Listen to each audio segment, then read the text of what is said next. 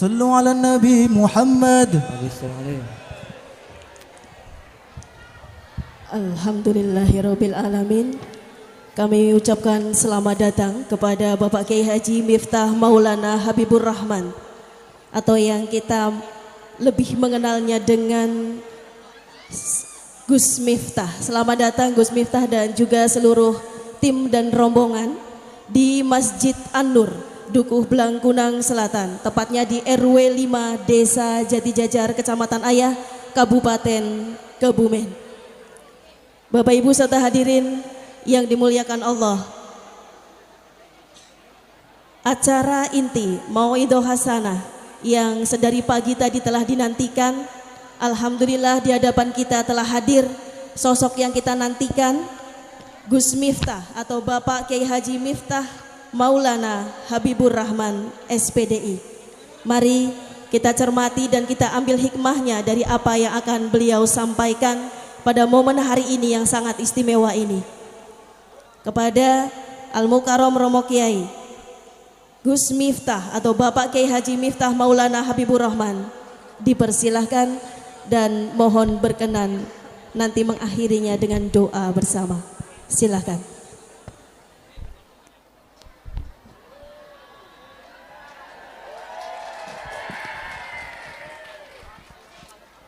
Assalamualaikum warahmatullahi wabarakatuh.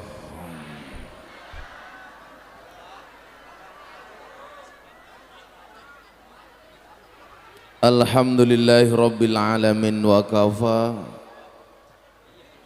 Assalatu wassalamu ala sayyidina Muhammadinil Mustafa wa ala alihi wa sahbihi ahli sidqi wal wafa. Rabbi shrahli sadri wa yassirli amri wahlul 'uqdatam min lisani yafqahu qauli, amma ba'du. Hadratal muhtaramin, para masyayikh, para kiai, para habaib, alim ulama, tokoh agama, tokoh masyarakat, para sepuh bini sepuh yang saya muliakan, para pejabat yang berkenan hadir dalam semua tingkatannya yang saya hormati, segenap panitia pengajian dalam rangka peringatan Isra Mi'raj Nabi Muhammad sallallahu alaihi wasallam, Masjid An-Nur, Blangkunang Selatan, Jatijajar, Kecamatan Ayah, Kabupaten Kebumen. Bapak Ibu warga masyarakat yang saya banggakan,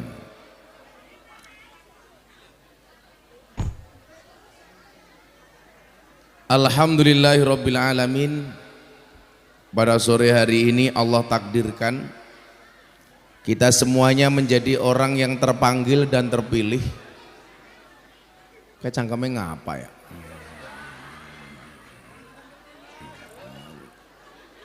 Mboten ketinggal. Terpanggil dan terpilih untuk hadir di satu acara memperingati salah satu momen terbesar di dalam perjalanan hidup Nabi Muhammad sallallahu alaihi wasallam.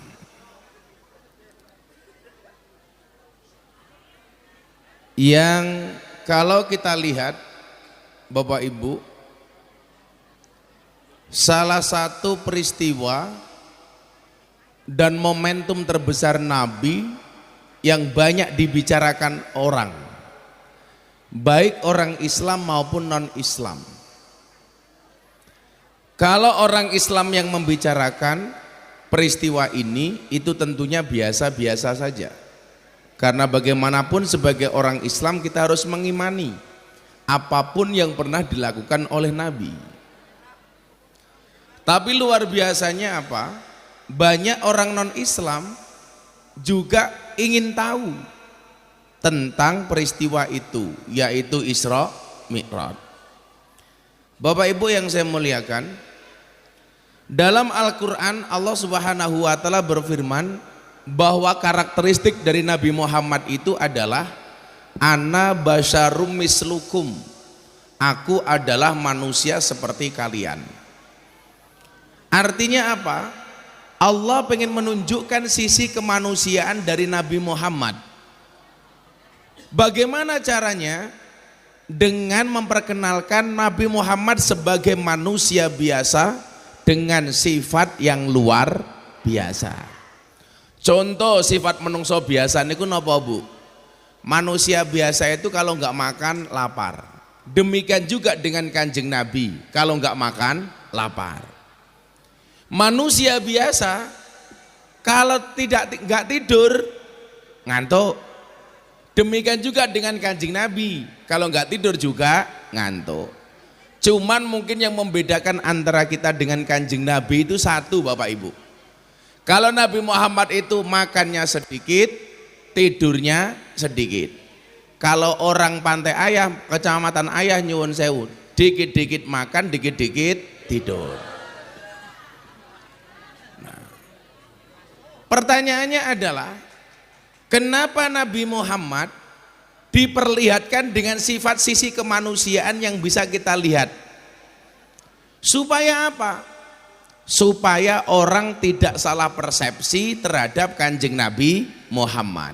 Contoh, besok itu ada cerita kenapa Nabi Isa itu bakal diaudit oleh Allah. Kenapa Nabi Isa akan diaudit oleh Allah? Karena Nabi Isa ini terlalu sakti. Karena saking terlalu saktinya yang terjadi apa? Nabi Isa yang seharusnya ngajak umat untuk nyembah Tuhan, karena Nabi Isa ini terlalu sakti, maka justru banyak umat yang nyembah Nabi Isa. Nah, makanya saya itu punya prinsip dalam berdakwah begini, jadi orang itu jangan terlalu sakti. Nanti kalau terlalu sakti Pak, malah dituhan ke di Gusti Allah ke. Makanya kenapa saya itu paling tidak nyaman kalau berkaitan dengan ilmu perdukunan, ilmu suwu-suwuan, ilmu kekebalan dan lain sebagainya. Makanya kalau kayak Banser datang ke tempat saya, Gus, saya pengen kebal, tolong saya disuwuk. Pasti saya tolak. Saya tanya sama Banser, biasanya kalau kamu kebal caranya bagaimana? Nguntal gotri Gus. Saya bilang kalau nguntal gotri ku iso gawe kebal, mbok sekalian diuntal sak peleke. Nah, maka kemudian apa? Mukjizat yang diterima oleh Nabi Muhammad itu tidak seheboh nabi-nabi sebelumnya. Contoh Pak, Nabi Isa, mukjizatnya kan terlalu banyak. Sampai Nabi Isa itu bisa menghidupkan orang mati. Sehingga orang mempercayai Nabi Isa itu Tuhan. Kenapa? Karena terlalu sakti. Contoh lagi, mukjizatnya Nabi Musa umpamanya, bisa membelah lautan dengan tongkatnya menjadi jalan. Betul Bu? Tapi yang perlu diingat, Nabi Musa itu membelah lautan menjadi jalan dengan tongkatnya, kejadiannya hanya sekali seumur hidup. Ora kok saben ketemu kali banjir digebuk dadi dalan mboten. Kalau tongkatnya Gus Miftah bisa membelah jalan, oh bisa nggih nuthuk ndase banser ya iso iki. Nah, maka Bapak Ibu, kehadiran Nabi Muhammad mengingatkan esensi manusia bahwa awal mula manusia diciptakan itu tujuannya satu. Wa ma khalaqtul jinna wal insa illa liya'budun. Ini menunjukkan apa? Bahwa manusia terbaik itu adalah orang yang paling baik penghambaannya. Orang yang paling baik itu siapa? Orang yang paling banyak ibadahnya. Manusia paling baik itu siapa? Manusia yang paling banyak nyembahnya. Sehingga kemudian apa? Standar kebaikan seseorang itu bisa dilihat dari sujudnya, dari rukuknya, dari sholatnya. Standarnya bukan karena ketampanannya. Kalau mohon maaf, kalau orang segini banyak, standar kebaikan dilihat dari ketampanannya. Pasti yang paling baik adalah Gus Miftah. Ya masuk raimu.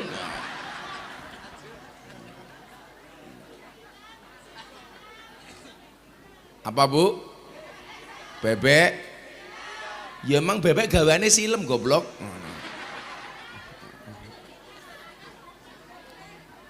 Standar kebaikan seseorang bisa dilihat bagaimana dia menempatkan dirinya sebagai seorang hamba. Sehingga nyuwun sewu, jangan sampai ukuran-ukuran kebaikan seorang hamba itu dilihat dari hartanya umpamanya. Maka banyak orang yang salah persepsinya ketika hidup. Contoh, kita tidak pernah iri ketika melihat tetangga kita rajin ke masjid. Tetapi kita senantiasa iri kalau tetangga kita tambah hartanya. Makanya banyak orang jati jajan ini nyuwun sewu. Tonggone tuku mobil, jenengan melu panas, melu mlebu mobil, ambulan. Tonggone tuku omah, melu mlebu rumah sakit. Tonggone tuku tanah, melu tuku tanah, kuburan. Karena selama ini nyuwun sewu napa? Standar kebaikan itu dilihat dari hartanya. Seolah-olah nyuwun sewu, manusia yang paling baik itu yang paling baik rumahnya umpamanya nyuwun sewu. Seolah-olah ukuran kebaikan seseorang itu dilihat dari mobilnya, minimal dari sandangan dan pakaiannya. Makanya coba ibu-ibu lihat kalau berangkat pengajian pasti mencari pakaian terbaik. Mungkin apa mboten? Sehingga kadang-kadang pengajian sebagai ajang pamer sandangan. Itu yang saya bicarakan orang sana. Kalau orang sini insya Allah lebih parah. Kadang-kadang kan mang wadon kayak kiye, jilbabe pink, bajune pink, roke pink, sempake pink. Bahkan kadang-kadang warna pupurnya tergantung warna jilbabnya. Kalau jilbabnya coklat, bedaknya agak coklat. Kalau bedaknya putih, bedaknya agak putih. Kayak wis lemu. Ini banter dewek. Janda. Niku rondo, masa. Anak janda iki lemu, bokongnya gede. Anak siiran kayak iki gentong gede oke, lumute rondo bokong gede oke.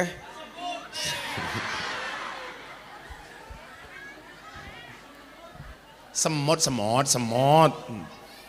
Nah, sehingga kemudian apa?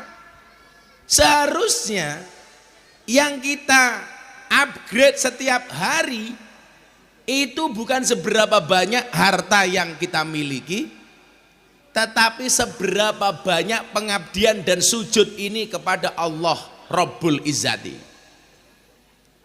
Maka Bapak Ibu rahimakumullah, kenapa tradisi Nahdlatul Ulama Ahlussunnah wal Jamaah setiap kali ada momentum itu diperingati dengan pengajian.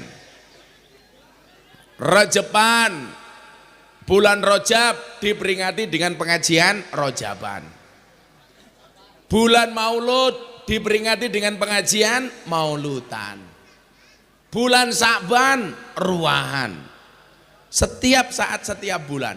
Tujuannya adalah untuk evaluasi dan memperbaiki, mengingatkan dan sadar diri bahwa kita ini hanya seorang hamba yang harus patuh dengan ilahi. Mila awakmu kudu ngerti li, kudu sadar diri, sadar posisi. Kalau jomblo tambahin lagi, sadar diri, sadar posisi, sadar rai.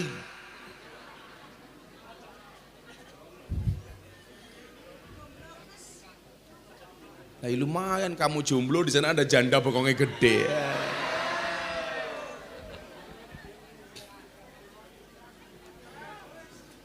Nah, sehingga kemudian apa?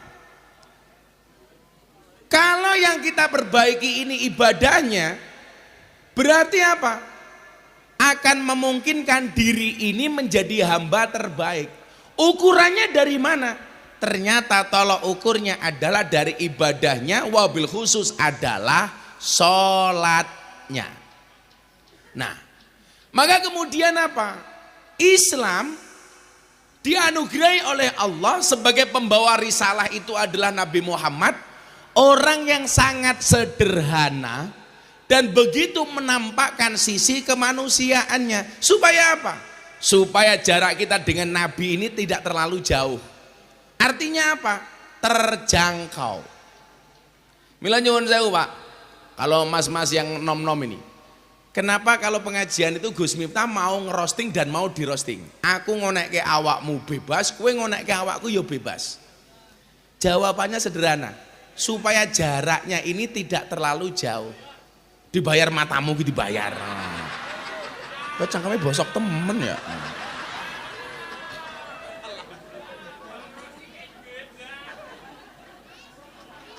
Saya itu kalau mau dapat duit banyak itu nggak perlu jadi kiai Pak. Banyak perusahaan pengen menjadikan saya komisaris perusahaan. Perusahaan swasta, perusahaan BUMN itu pengen menjadikan saya komisaris. Yo maklum mau ganteng tur pinter. Jadi kalau saya mau pengen dapat uang Pak, itu cukup jadi komisaris sebulan itu ngantor cuma 4 kali. Nggak perlu berayaan apalagi ning jati-jati dalane welek temen ya Allah. Saya tadi mikir, ini nggak naik perahu kok dihantam ombak gitu loh. Itulah bedanya Kebumen dengan Sarkem. Kalau Kebumen itu banyak jalan berlubang, Sarkem banyak lubang berjalan.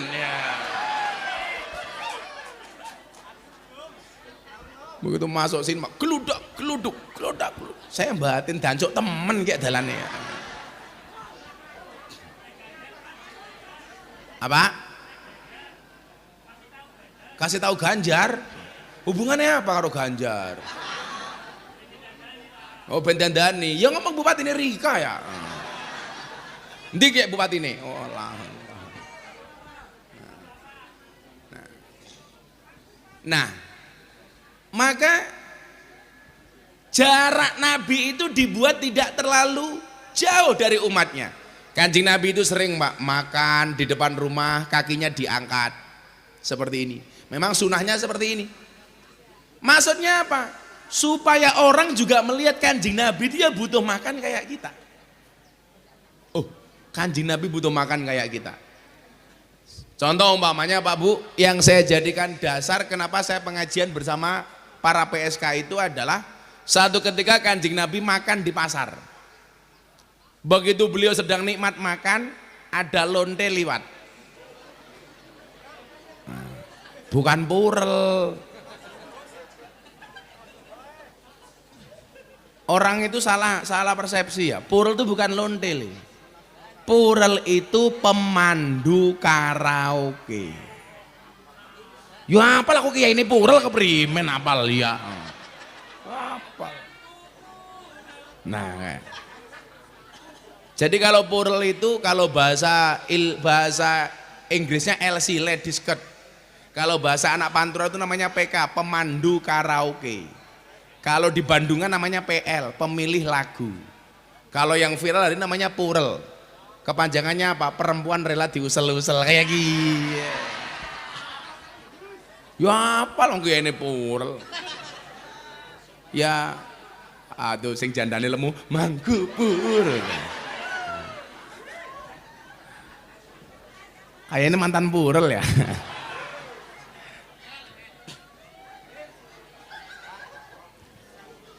Kanjeng Nabi baru makan, minum, karena di hadapannya banyak makan dan minum. Beda kalau di Kebumen pengajian Jati Jatar nggak ada makan, nggak ada minum. Panitianya tahu kalau Gus Miftah puasa mungkin. Mboten satu juga kalau pas poso nih kok.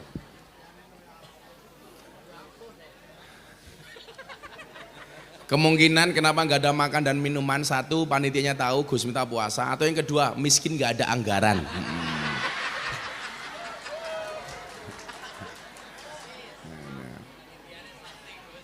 Kenapa? Panitianya sakti, ngerti kayak ini puasa lah disuguh. Sakti apa kere kayak dalan nih.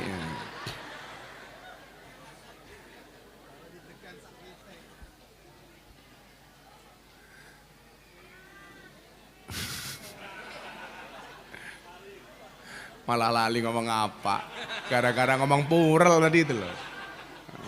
Nah, nih dikai pantun men dalane dibangun karo bupati ini ya. Beli permen, beli pisang. Bupati Kebumen, kok jalanmu banyak berlobang?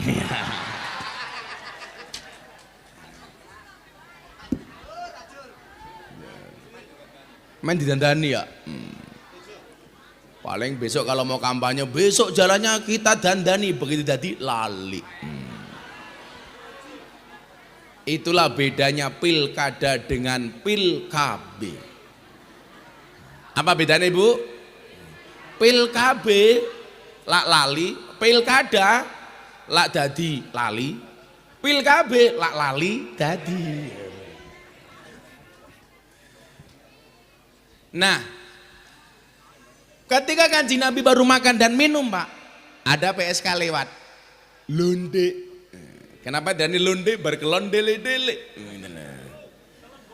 Telembok. Kalau bahasa ngapaknya telembok ya. Kalau bahasa Surabayanya begenggek.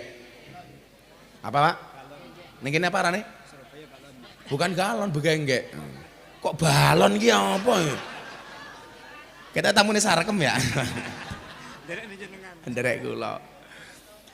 Ini ada PSK lewat Pak. Ketika Kanjeng Nabi makan. Melihat Nabi Muhammad, PSK ini langsung lihat. Kenapa? Karena Nabi Muhammad tuh gantengnya minta ampun Pak. Khairul bariyah nadroh ilaiha. Salah satu mukjizatnya Nabi Muhammad itu adalah Nabi Muhammad ditakdir oleh Allah sebagai manusia tertampan di dunia. Dengan Nabi Yusuf lebih tampan mana Gus? Kenapa Nabi Yusuf dikatakan Nabi yang paling tampan? Bu, lebih tampan Nabi Yusuf apa Nabi Muhammad? Nabi Yusuf, Anda salah. Nabi Yusuf itu tampannya hanya 25% tampannya Nabi Muhammad. Tapi kenapa Nabi Yusuf dikatakan sebagai Nabi yang paling tampan? Karena ketampanan Nabi Yusuf bisa digambarkan, ketampanan Nabi Muhammad tidak bisa digambarkan. Kenapa? Saking tampannya. Ketampanan Nabi Yusuf itu bisa dilukiskan. Ketampanan Nabi Muhammad tidak bisa dilukiskan. Gak ada orang yang bisa melukiskan ketampanan Nabi Muhammad. Lalu ini Nabi Yusuf kayak siapa ya? Wah, ya ora. Masa Nabi Yusuf utangnya gede kayak gini? Ya ora mungkin. Utang aja gede-gede. Ana cerita wong lanang lak wetenge gede biasanya manuknya cilik kayak gitu.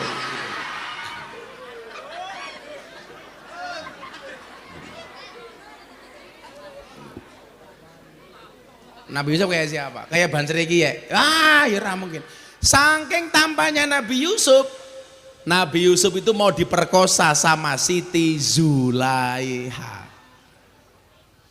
Banser diperkosa, ya ora mungkin. Orang diperkosa bae mapan. Tapi ingat ya, bocah-bocah jomblo ini banyak yang wajahnya jomblo. Kamu tahu? Siti Zulaiha itu saking cintanya dengan Nabi Yusuf sampai Nabi Yusuf dipenjarakan oleh Siti Zulaiha. Maka banyak orang itu kalau terlalu cinta biasanya menghalalkan berbagai cara. Maka ingat, cinta itu membunuhmu. Nabi Yusuf itu saking tampaknya mau diperkosa. Ternyata ketampanan Nabi Muhammad jauh lebih tampan dibandingkan Nabi Yusuf. Makanya nggak bisa digambarkan. Lah ini ada PSK, ada orang nakal, lihat Nabi Muhammad lagi makan Pak, tertarik. Nabi Muhammad digodain. Nabi Muhammad baru makan, karena Nabi Muhammad itu orang yang sangat baik. Orang nakalnya ini ditawari makan sama Kanjeng Nabi. Ayo Mbak ikut makan. Mbaknya senangnya minta ampun. Oke aku ikut makan. Sama Nabi Muhammad diambilkan piring untuk diajak makan. Tapi mbaknya PSK ini nggak mau. Saya pengen makan satu piring dengan kamu katanya. Kenapa? Karena saking tampannya Kanjeng Nabi. Nah ternyata apa? Sifat kemanusiaan Kanjeng Nabi mohon maaf. Dengan akhlaknya yang luar biasa. Menghargai siapapun bahkan termasuk orang nakal. Itulah yang saya jadikan alasan kenapa Gus Miftah ngaji bersama PSK. Wong Kanjeng Nabi saja ngopeni, masa Gus Miftah enggak? No. Maneman. Bener Pak, man kok PSK nggak ada yang ngopeni. Bedanya saya dengan beliaunya, kalau saya datang ke PSK untuk ngaji, beliaunya untuk ya.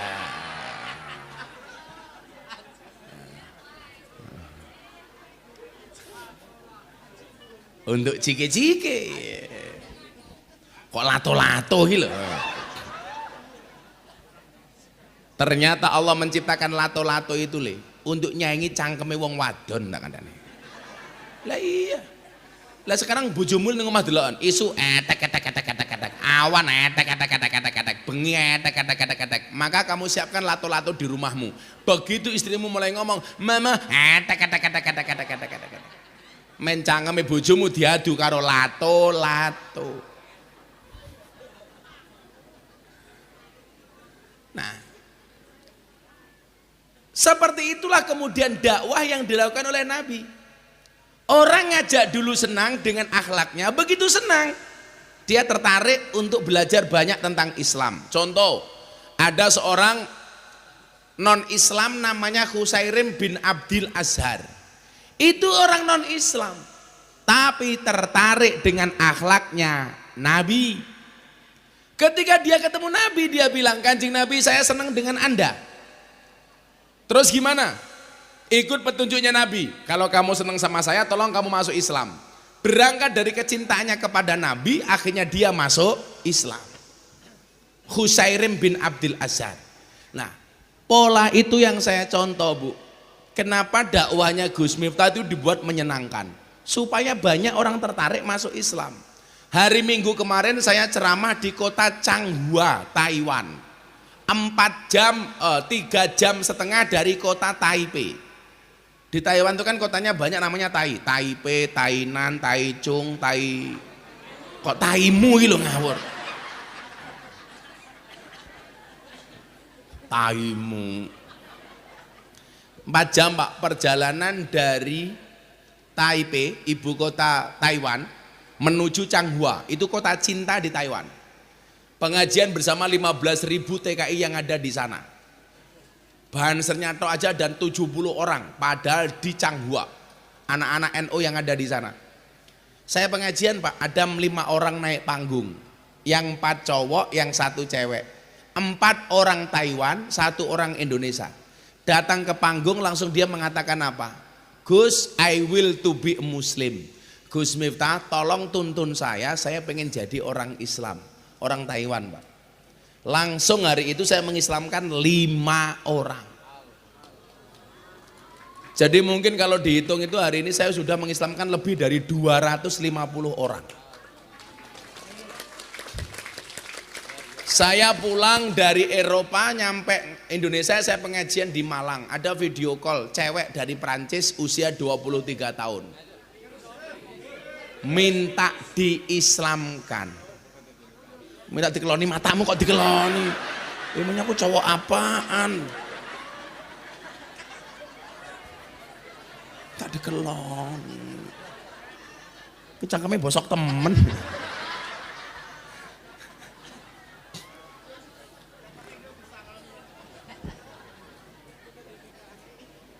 Sekian banyak orang yang masuk Islam itu rata-rata apa, Pak?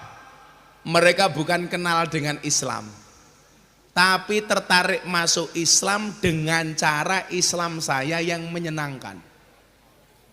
Yang sering saya bilang, Gus, I will to be a Muslim. Why? Do you know about Islam? No, I don't know about Islam. If you don't know about Islam, why you will to be a Muslim? Kayaknya mantuk-mantuk kayak paham-paham. Orang ngerti artinya banyak mantuk-mantuk kayak gini. Bahasa Inggris kan gampang temen ya. Buku bahasa Inggrisnya apa? Book, buku tiba, ketebuk kayak gini. Jam tangan bahasa Inggrisnya apa? Clock. Jam tangan rusak, clock. Kucing bahasa Inggrisnya cat. Kucing sikili papat, cat dien. Kucing kecemplung kolam, ketes kayak gini.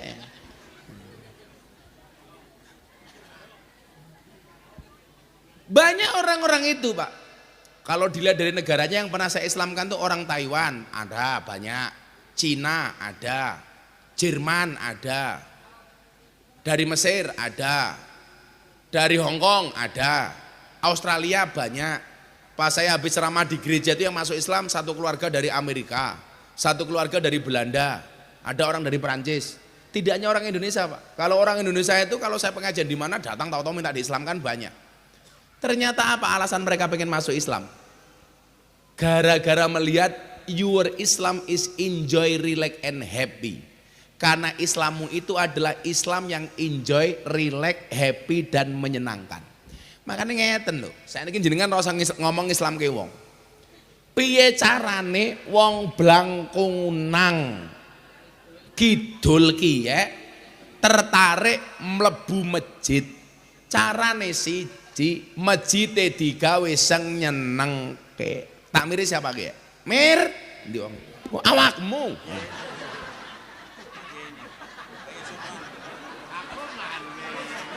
Masa tamirnya kayak gie, gak meyakinkan.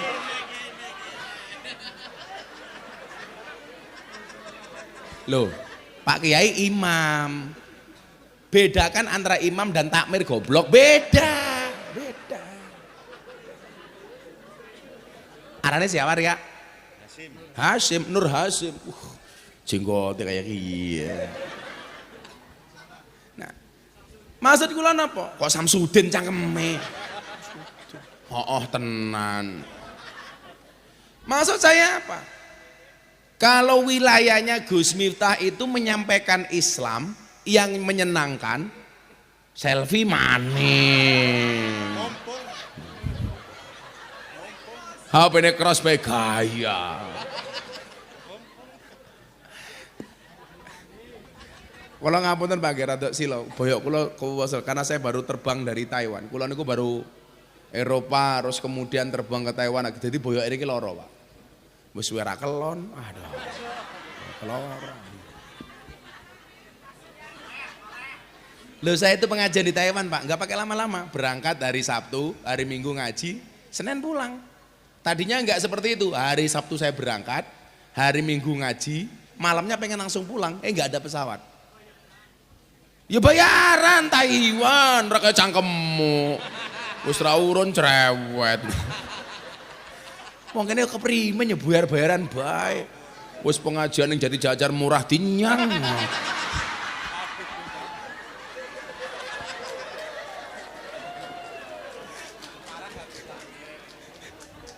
Ya Nur Hasim ki marah nang pondok ketemu bisa bocah. Blangkunang Selatan ki ya, wonge kere-kere kiai. Sesuk sing murah bae kae. Jadi kita doakan Nur Hasim masuk surga pertama kali, amin. Berangkat setelah pengajian, amin.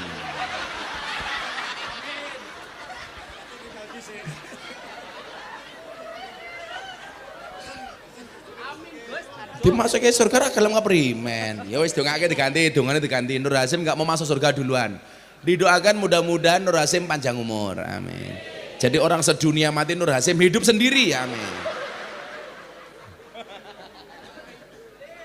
Jadi tahun ben Nur Hasim pengajian dewek, ngemsi dewek, ceramah dewek, dirungokke dewek.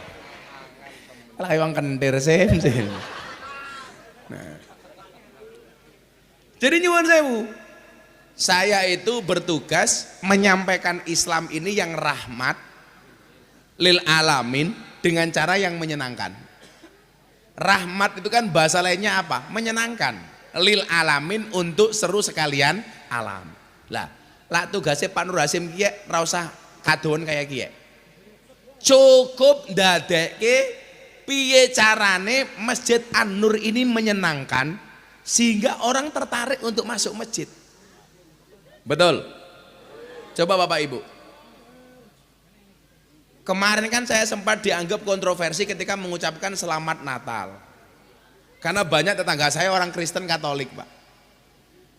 Ketika Natalan saya mengucapkan selamat Natal. Satu. Yang kedua, saya protes ketika di Bogor itu ada orang Kristen sembahyangan di rumahnya kemudian dipersekusi, digeruduk, dilarang. Saya bilang, orang sembahyangan itu kan pengen dekat dengan Tuhan. Kenapa harus dilarang-larang? Nanti kalau Gus Miftah mengucapkan selamat Natal jadi Kristen loh Gus. Ya ora. Contohnya wingi 10 November saya mengucapkan selamat hari pahlawan, saya juga tidak jadi pahlawan. Jomblo kemarin ada orang menikah mengucapkan selamat menikah, yo tetap jomblo.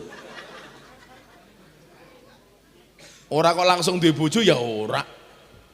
Kalau dikatakan Miftah mengucapkan selamat Natal nanti kafir, ya ora apa-apa, syahadat maning. Hidup itu dibuat gampang saja itu loh. Bapak Ibu wong NU lah tahu toh. Orang kafir 70 tahun membaca la ilaha illallah sekali terbakar kekafirannya. Masa Gus Miftah tiap malam tahlilan gara-gara mengucapkan selamat Natal jadi kafir? Kan goblok. Padahal Nur Hasim kayak nggak disuguhkan goblok. Karena Nur Hasim ngerti makrifat kiai ini puasa. Wowe anan kerja wadon sapa kiye. Oh pasien, iki dukun. Oh, anak buah Samsudin ya.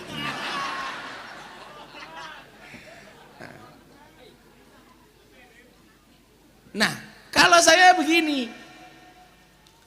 Kan bahasa saya begini Pak Kiai. Nyuwun sewu. Pak Hasim saya bilang begini. Hei orang Kristen, silakan rayakan Natalmu dengan sukacita. Sebagaimana kami orang Islam merayakan Idul Fitri dengan sukacita dan bahagia. Saya sepakat orang Islam untuk berangkat ke masjid. Orang Nasrani silakan ke gereja. Karena kalau orang Islamnya baik, orang Kristennya aman. Kalau orang Kristennya baik, orang Islamnya aman. Kalau orang Kristen dan orang Islamnya baik, Indonesia aman.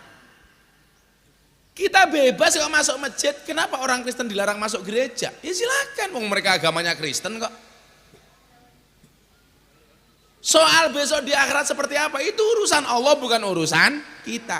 Sibuklah dengan urusan rumah tangga kita, gak usah ngurusi rumah tangga orang lain. Betul? Kayak wong Jati Jajar, sing duwe urusan rumah tangga Lesti Kejora karo Rizky Bilar. Sing cerewet wong Jati Jajar. Nggih napa mboten? Sing nglaporke bojone Lesti. Sing dilaporke bojone Lesti. Sing nyabut Lesti. Kok sing cerewet wong kene? Maka orang Jawa pernah punya kosakata. Apa? Punya kata-kata. Sing lakoni adem ayem, sing nyawang kakean. Wonge sing lemu kan.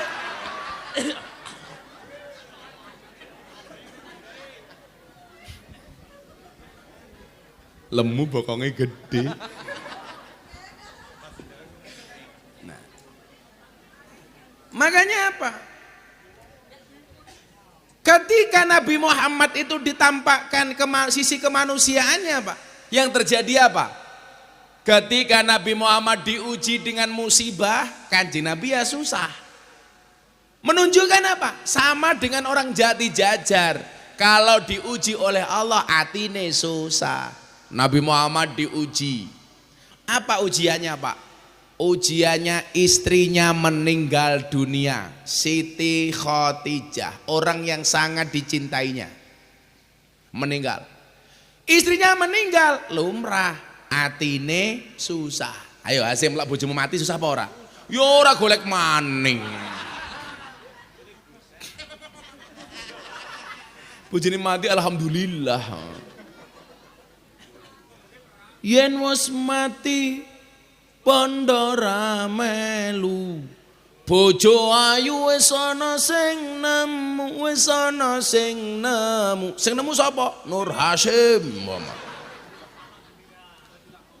Siti Khadijah meninggal, Nabi Muhammad sedih. Pamannya meninggal, Nabi Muhammad tambah sedih. Sehingga menunjukkan apa? Kalau kita itu kadang-kadang senang, kadang-kadang sedih itu lumrah. Nabi Muhammad juga demikian. Maka di dunia ini yang gak pernah susah seneng terus cuman satu. Duwe terus ratau, duwe utang, seneng terus ratau susah niku mung siji, sinten? Fir'aun. Sakniki rodok rame mergo ana wong sing ngarani Pak Jokowi kaya Fir'aun. Serasah melu-melu. Lah, kula takoni wingi wartawan, Gus Miftah bagaimana pendapatnya? Kalau saya secara pribadi tidak setuju. Secara pribadi nggih. Karena bagaimanapun juga sing ngomong niki guru kita semuanya. Tapi kalau secara pribadi saya tidak setuju. Fir'aun itu salah satu karakter jeleknya apa? Dia ngaku Tuhan. Piye-piye Pak Jokowi ra tau ngaku dadi Gusti Allah. Berarti ya ora pas lah Pak Jokowi kaya Fir'aun. Nah, Fir'aun itu ciri-ciri napa? Seneng terus ora tau susah. Lah jenengan delok Pak Jokowi ku ya tau seneng ya tau susah. Duwe duit terus ora tau duwe utang niku Fir'aun. Mila kok ana tiyang jati jajar kadang-kadang seneng kadang-kadang susah niku lumrah, soalnya jenengan menungso biasa. Lah jenengan seneng terus ora tau susah, kula malah curiga jangan-jangan putune Fir'aun. Nah, Fir'aun ki ciri-cirine biasanya awake rada lemu bajune batik. Kuwi Fir'aun niku biasane. Pecine dhuwur biasane. Lah ana kiai ngaji senengane selfie ndelik-ndelik, lah itu Fir'aun itu biasanya.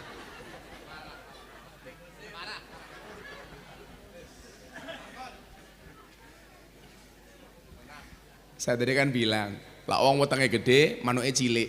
Ibu-ibu malah bilang, ayo sepil. Sarungnya apa? Oh gajah duduk. Sarung yang paling jujur sak donya. Dibuka sarungnya muncul belalainya. Iya. Paling yang manuke Nur Hasyim kayak pentil.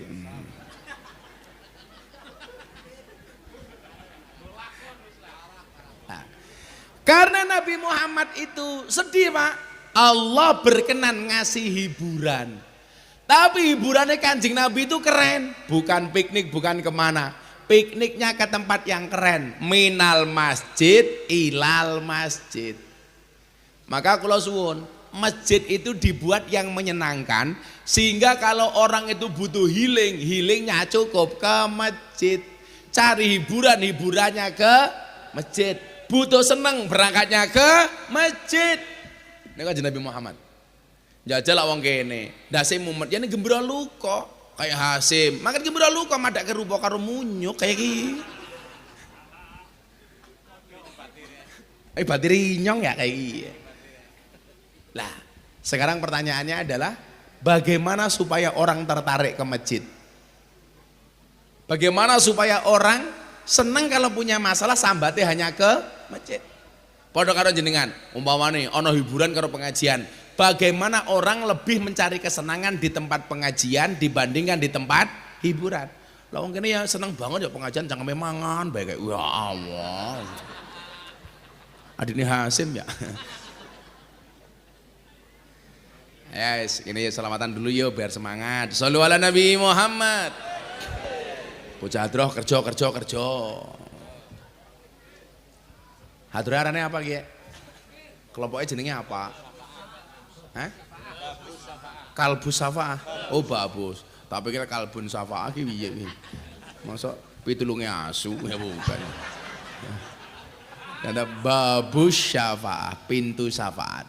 Besok anak-anak hadroh, Gus minta masuk surga yang nemani anak-anak hadroh.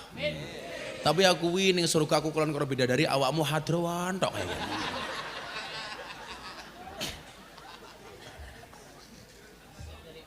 Ya daripada kan lumayan hadrohan tok. Oh Banser ngiri, yaudah besok yang awal Banser, amin. Kan Banser tugasnya survei lokasi. Jadi sebelum Kiai masuk surga, surganya disurvei karo Banser. Banser siap, Kiai ini mlebu, Banser metu maning kayak gini. Melas temen. Kok nek kene kayak Banser sing tua-tua ya, iki Banser tua, kayak tua. Kayak ketoke biasa melu ngajinyong ya sing tua kayak. Sudak, bapaknya sudak pitu. Wis ra diuntu. Kakean mentel ya. Lho iki tua. Sing Banser tua ana pira ki ya? 5, umurnya bira-bira. Yang tua-tua Banser ini, jajar kini, yang tua-tua 6-7 kan ini. Di mana yang tua? Oh, namanya Habib Nuryanto. Isin duwe bojo?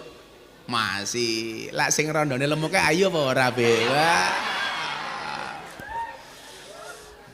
Hadap sana. Siap bro.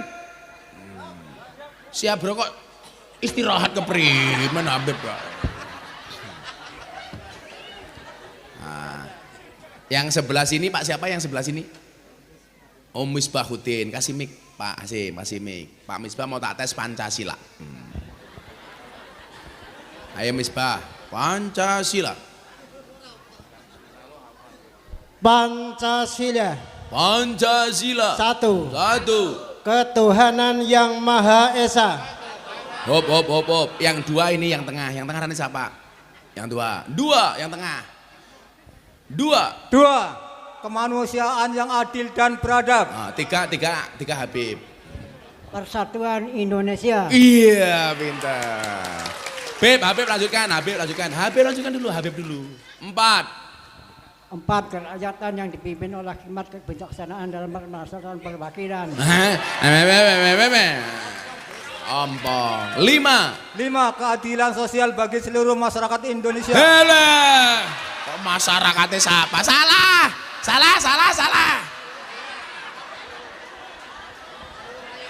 5 keadilan sosial bagi seluruh rakyat Indonesia. Rakyat di masyarakat keprimen ya.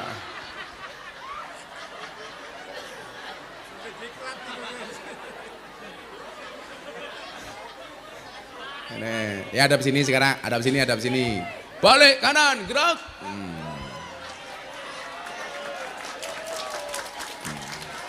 Rongatus.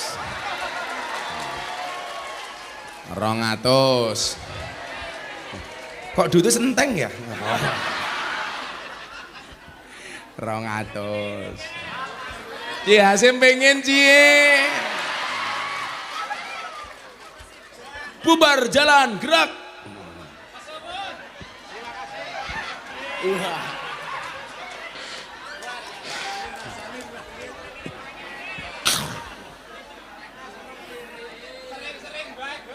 Sering-sering bae matamu. Pengajian amplop ora jelas. Malah dirampok karo sing tua-tua. Ikhlas apa memen cangkem. Ikhlas apa ora aja. Wong NU, ya selawatan. Iki NU semua ini NU. Aja sebelum nanti jangan tabu dulu, ini yang ngetes dulu. Dites. Jenengan jawab muslimat karo fatayat ya. Bapak NU Ibu Mus sing banter. Bapak NU Ibu Mus Kakang Ansor Adefa Tayat tahlilane saben malam mulih tahlilan padha nggawa rahmat goblok berkat salah rahmat badokan bae sing dipikir.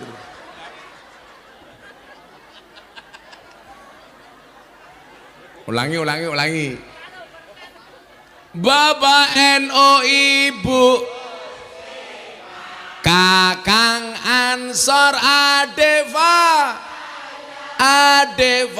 Tayat tahlilane saben malam mulih tahlilan padha nggawa berkat maneh.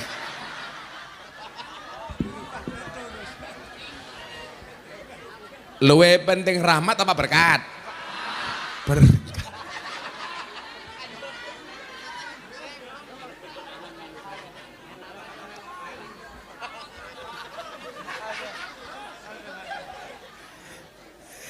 Pantesan Hasim utangnya gede, sing dipikir berkat banyak. Pantes rupane Hasim raine kayak besek ya. Ada rata ulat disek dewe ya, insyaallah. Shallu ala Nabi Muhammad. Ya minta lagu apa? Sim, lagu apa Sim? Manut. Makubural.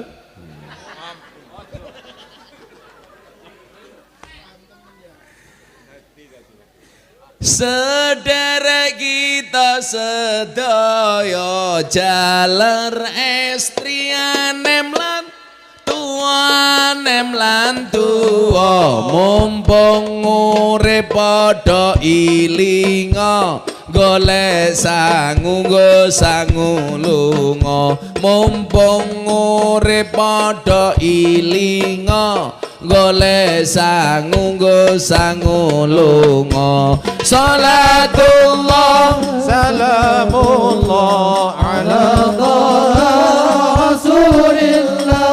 rasulillah salatullah salamullah ala yasin habibillah salatullah salamullah ala yasin habibillah.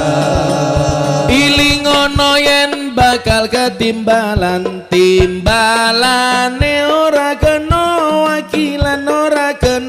wakilan timbalane kang maha kuwasa ora gelem mesti dipeksa timbalane kang maha kuwasa ora gelem mesti dipeksa salatullah salamullah ala taha rasulillah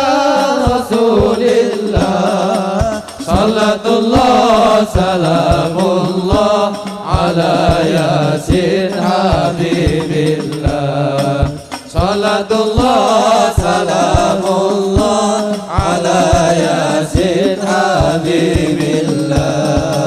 Sandangane diganti putih yen wis budal ora kena mulih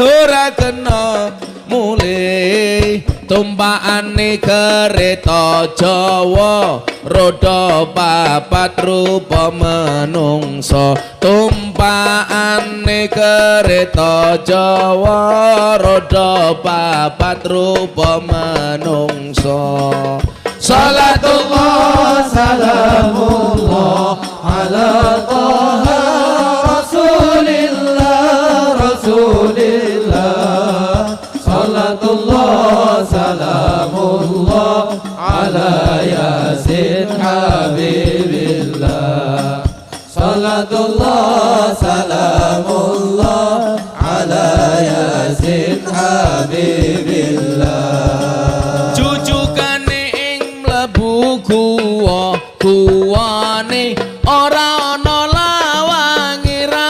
lawangi turu dhewe ra ana kancane tanpa bantal tanpa geloso turu dhewe ra ana kancane tanpa bantal tanpa geloso Salatullah salamullah ala Taha Rasulillah Rasulillah Salatullah salamullah ala Yasin Habibillah Salatullah salamullah ala Yasin Habibillah diuruki diambyang-ambyang diuruki disiram kembang tangga-tangga padha sambang yen nangis kaya wong nembang tangga-tangga padha sambang yen nangis kaya wong nembang Salatullah salamullah ala Taha Rasulillah Rasulillah Salatullah salamullah ala Yasin Habibillah Salatullah salamullah ala Yasin Habibillah yen wis mati bondo ra melu bojo ayu wis ana sing nemu sing ning kubur rasane lara anak bojo ra tau ndonga sing ning kubur padha tangisan anak bojo rebutan warisan Salatullah salamullah ala Taha Rasulillah Rasulillah Salatullah salamullah ala Yasin Habibillah Salatullah salamullah ala Yasin Habibillah anak cilik ditungake ya bocah cilik diulang ngaji kowe iki ngopo tak meneng bae ora ndonga malah ora usah semangat amplopmu enggak jelas kosongan sorry ya kita berada di atas panggung yang sama tapi dengan amplop yang berbeda dirampok karo sing tua-tua bocah cilik diulang ngaji sesuk yen gede dadi kiai urip pisan aja mung dolanan ayo sregep nderek pengajian urip pisan aja mung dolanan ayo sregep nderek salat Salatullah salamullah ala Taha Rasulillah Rasulillah Salatullah salamullah ala Yasin Habibillah Salatullah salamullah ala Yasin Habibillah Nabi Muhammad. Lah pujian yang masjid kayak gini menarik. Pujiannya ora enak temen. Rugi dunya ora dadi apa-apa. Apaan? Lah kukuna temen ya. Ya jangan, kalau rugi dunya ora dadi apa-apa ya rapat ngundang pengajian keprimen. Dongake wong jadi jajar mudah-mudahan semuanya kaya. Gua pengajian yang lapangan gede. Ini kan pengajian gang sempit yang mergo nggak ada anggaran. Ngerti aja. Alhamdulillah. Hasim gaweane adan. Adan Sim. Oh sing tua-tua kayak Mbah Ban sere kon adan. Buang 200.000.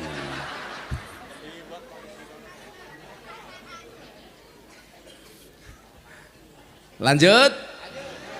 Pengajian akan saya sampaikan sampai jam 9 malam. Dengan cara nonton YouTube masing-masing. Pengajian urun mung 1000 bae gaya. Tadi ada kotak infak? Udah. Enggak ada. Oh, berarti kaya banget. Masjid An-Nur kaya. Lagian enggak usah kotak infak. Ngapain kalau ada pengajian ada kotak infak? Ibu-ibu enggak duit 100.000, 50.000, 1.000. Sing cemplung ke 1.000. Delok munyuk kebun binatang sangune 100.000. Pengajian deleng kiai viral infake 1.000. Berarti orang kiai apa kunyuk? Kunyuk. Jenengan lo yang ngajeni kiai apa kunyuk? Kunyuk. Ya beneran kunyuk. Mila para kunyuk rahimakumullah. Cangkeme. Shallu ala Nabi Muhammad. Nah, maka kalau kita melihat sejarah peristiwa Isra Mi'raj itu, ketika Nabi Muhammad sedih dan susah, Allah perintahkan Kanjeng Nabi untuk piknik minal masjid ilal masjid, dari masjid ke masjid. Berarti nopo? Yen awake dhewe niki duwe masalah, atine susah, ojo adoh-adoh dari masjid. Nggih napa mboten Bu? Masjidmu rame, Sim. Rame. Rame apa nih? Rame jamaah apa nyamuke? Oh, jamaah. Nah, makanya nyuwun sewu. Bagaimana masjid ini didesain sehingga jamaah itu seneng ning masjid. Saya itu dari dulu Pak menyarankan siji golek tukang adan sing apik. Lah wong subuh sing adan wis tua temen, sing mangkat siapa?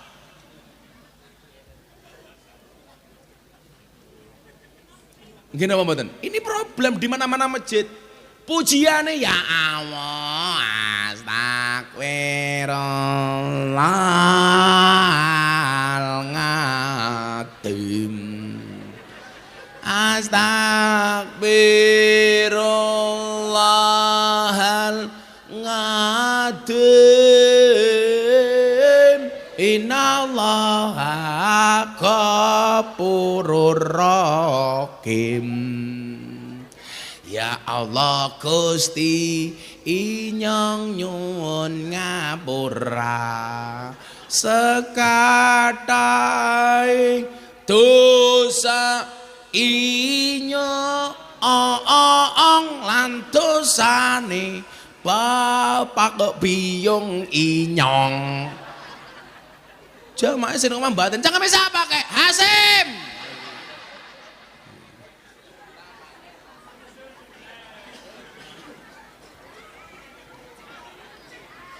Orang menarik belas.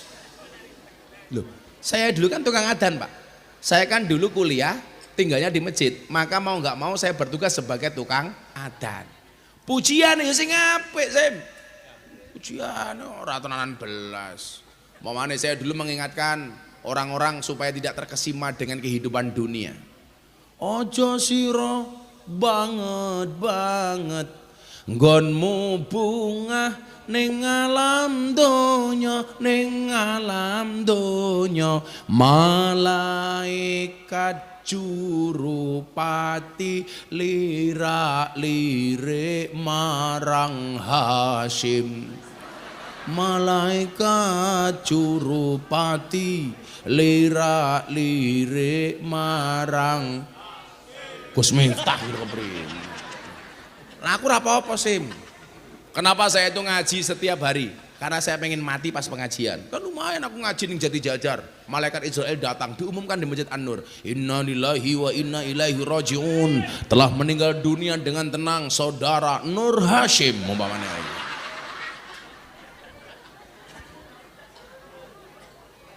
Pak Hasim umur pira? 48, ya berarti umurnya Hasim lebih tua. Tapi santai wae Sim, mati kuwi syaratnya ra kudu tua, mati kuwi syaratnya ra kudu lara. Mila senajan Pak Hasim lebih tua tinimbang Gus Miftah lebih muda dibandingkan Pak Hasim, bisa jadi yang mati Hasim duluan.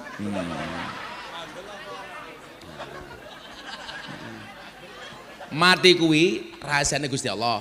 Rahasiane mati ki Sim ana telu.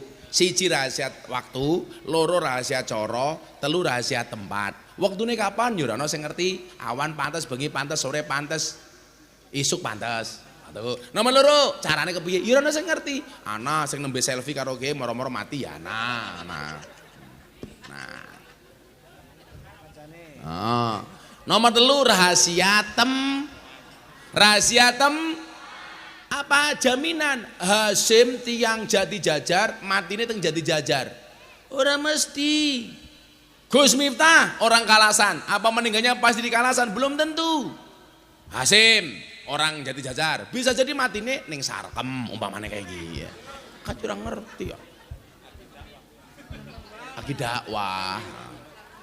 Gus Miftah tiang Kalasan, napa matine mesti teng Kalasan? Ora mesti. Gus Miftah orang Kalasan, bisa jadi matinya di Madinah umpamane. Jadi Gus Miftah Madinah, Hasim Sarkem. Dakwah.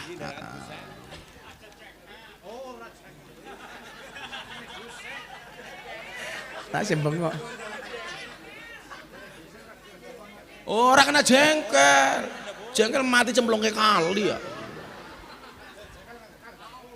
Nah, coba dilek dari masjid Pak. Imame ya sing apik, sing kepenak. Ora sing ora fase. Pak, sebenarnya fase itu pengertiannya begini loh. Fase itu satu jelas. Ora kudu nadane apik ora, sing penting suarane jelas. Nomor loro fase niku artine nyambung. Nyambung niku napa? Nyambung karo karepe jamaah. Ngerti lah bar ngisa ana pengajian lak ngimami ya ora usah suwe. Bar ngisa ana pengajian, bar Fatihah Yasin ya bajingan. Suwen. Oril maghdubi alaihim waladhdallin. Amin. Bismillahirrahmanirrahim. Yasin. Siapa imamnya? Hasim bajingan ya.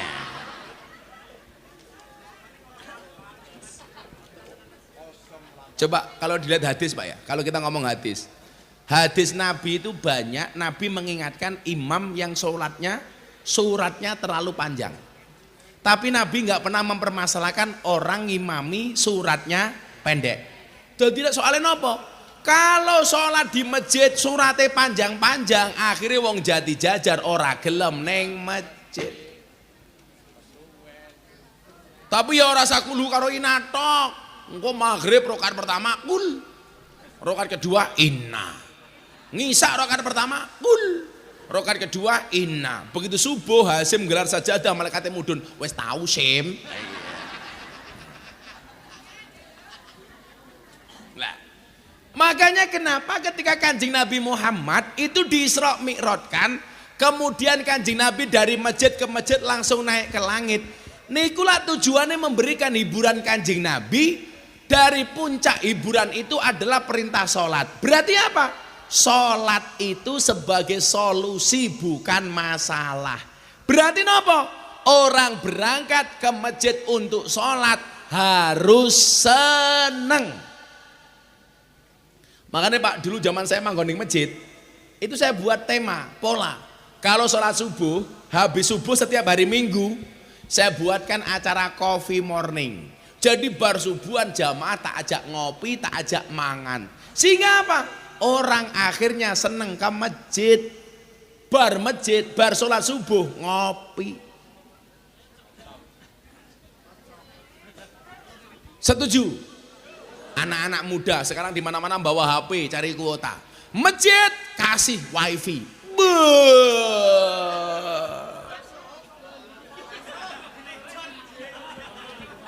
Nih ya jalan Mobile Legend.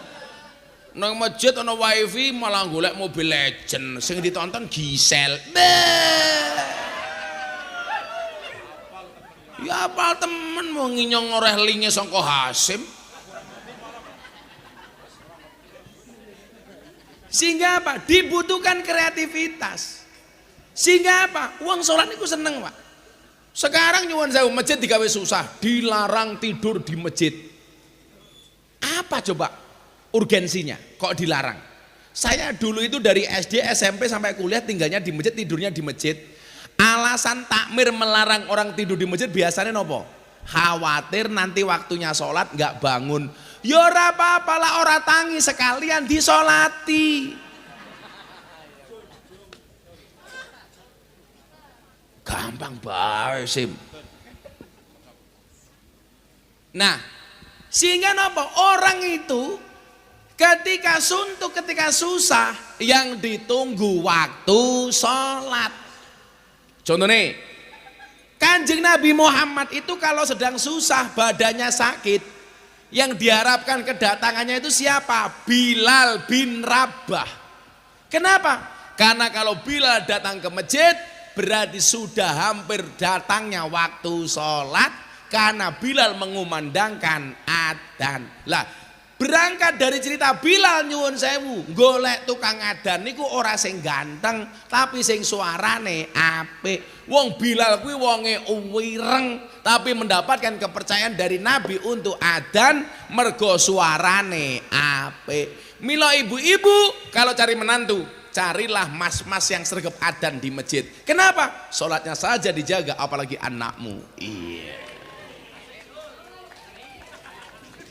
Apa meneh kowe gelem subuhan kok ning masjid ana bocah ganteng gelem subuhan niku pantes dipek dadi mantu. Ning nyatane sing gelem subuhan sing tua-tua kaya Hasim sing meh mati.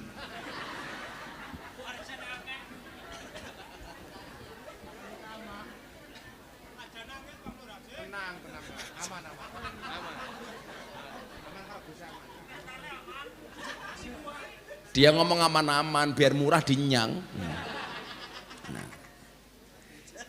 Sehingga nyuwun sewu, tujuan wa ma khalaqtul jinna wal insa liya'budun.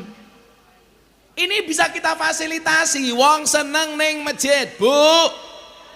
Bu. Ibu-ibu kalau denger adzan susah apa senang? Oh lho, sapa sing kondo? Susah. Allahu Akbar, Allahu Akbar. Apa jawaban ibu-ibu jadi jajar? Adzan maning. Cepet temen ya. Padahal coba Pak, kalau kita urai satu-satu kalimat adzan itu ya. Hayya 'alas shalah, wong jati jajar, ayo sholat. Itu kira-kira sing nyeluk jenengan tukang adzan apa Gusti Allah? Adzan itu panggilan muadzin apa panggilan Allah? Allah. Apakah kalau kita mendatangi sholat Allah nggak akan memberikan apapun kepada kita? Oh beri. Beda kalau panitia kali jajar, jati jajar, manggil nggak disuguh. Tapi kalau Allah yang manggil disuguh. Suguhane apa? Hayya 'alal falah.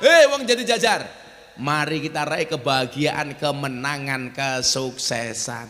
Tegesnya apa? Lak pengen menang krungu adzan sholat. Lak pengen sukses krungu adzan, pengen bahagia krungu adzan sholat. Lah wong jenengan niku bahagia seneng adzan, krungu adzan niku mung pisan, adzan maghrib bulan poso. Niku mawon mergo mboten salate, mergo buka. Ku sing puasa, ora puasa melu buka. Takbiran melu nangis. Ora sholat melu ngecat omah, alasannya giriaya. Alah matane. Sing kurang ajar anak ibu, anak saya Pak. Denger adzan ngasar, Allahu Akbar, anak saya buka puasa. Saya bilang, Mas itu baru asar, kenapa kamu ikut buka puasa? Ini kan belum maghrib, itu adzan asar.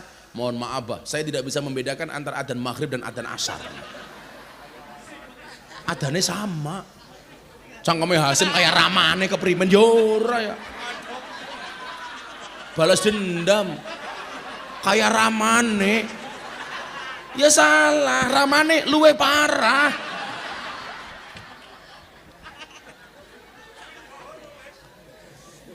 Saya kan punya acara di JTV Surabaya kalau maghrib, kalau puasa itu Pak.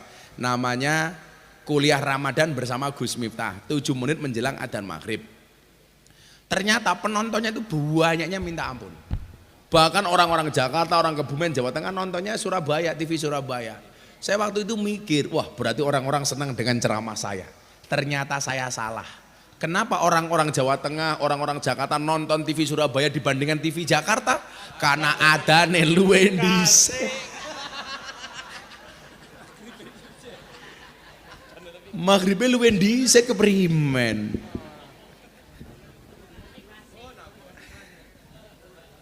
Nah, takmir masjid itu merupakan apa? Panitia yang memberikan fasilitas kepada umat untuk senang sholat di masjid. Makanya kewajiban takmir itu apa? Memanage masjid bagaimana supaya orang tertarik berangkat ke masjid. Ngono sim. Saya dulu hari Minggu saya buat coffee morning Pak. Tak ajak diskusi anak-anak muda bar subuhan ngopi bareng. Kalau gorengan. Wah, hari Jumat kita buat habis Jumatan sedekah makan siang. Sehingga orang tertarik masuk ning masjid. Nanti mau mergo panganan Gus, semua kebaikan itu butuh dibiasakan. Hebatnya wong jati jajan iku nyuwun sewu Jumatan ngrungokke khotib, ya ma'asyiral muslimin. Tapi begitu rampung Jumatan ana badokan, melek dhisik dhewe.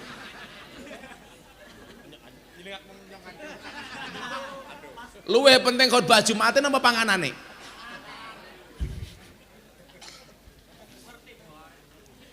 Nah, maka hikmah Isra Mi'raj iki sing kula suwun niki mawon. Bagaimana menjadikan sholat sebagai solusi, bukan masalah. Berarti napa? Wong sholat niku solusi karena di saat sholat itu kita punya kesempatan komunikasi dengan Allah. Maka dikatakan apa? Man arada ayatakallama ma Allah falyaqra'il Qur'an. Barang siapa yang menghendaki cakap-cakap dengan Allah, hendaknya dia membaca Al-Qur'an. Lah jenengan salat berarti maca Qur'an. Lah maca Qur'an berarti omong-omongan karo Gusti.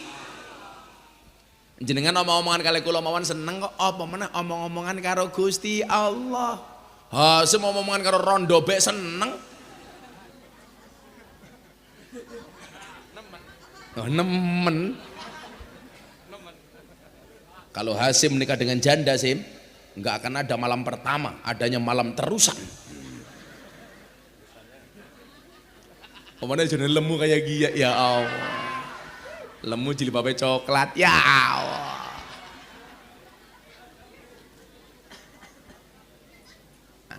Salat sebagai solusi.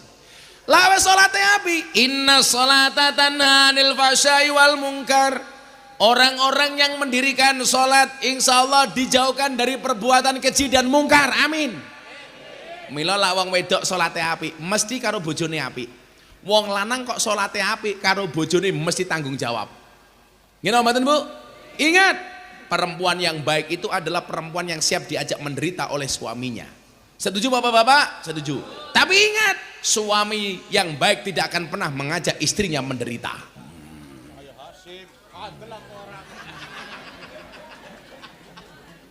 Betul Bu? Enggak ada istilah cewek matre, yang ada cowok kere. Siapa yang kere? Hasim.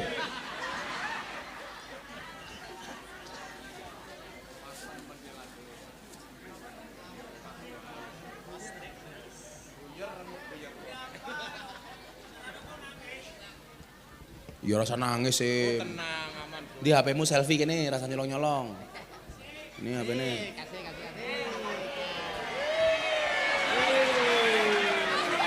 Wah, ditutup.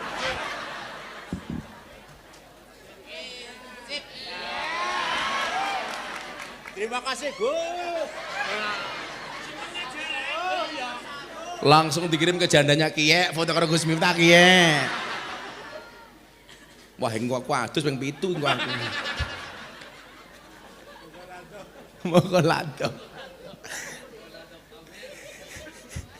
Shallu ala Nabi Muhammad. Inna sholata tanha 'anil fahsya wal munkar. Maka cerminan orang yang sholat itu akan ditampakkan dengan akhlak yang baik dan menyenangkan. Mila nyuwun sewu, semakin jenengan dadi wong sing nyenengke, insyaallah semakin kathah dulure. Semakin kathah rezekine. Semakin cedak rahmate. Semakin adoh balak lan musibahe. Amin Allahumma. Mila kula wingi pas teng Magelang kula matur, gara-gara ana wong takon ngeten.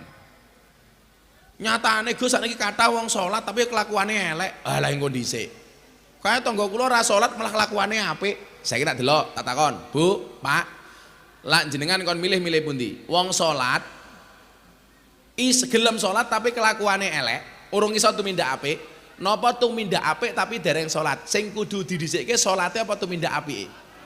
Tetap salate. Soale sesuk dihisab pertama kali kalih Gusti Allah niku salate. Wong salat rong tumindak apik. Kula sering ibaratke napa? Padha karo wong wuda nganggo kathok ora nganggo sabuk. Aman tapi nyok-nyok mlotrok. Tapi lek wong tumindak apik rong gelem salat padha karo wong nganggo sabuk tapi ora nganggo kathok. Gondal ditotul pitik. Manuke siapa? Hashim.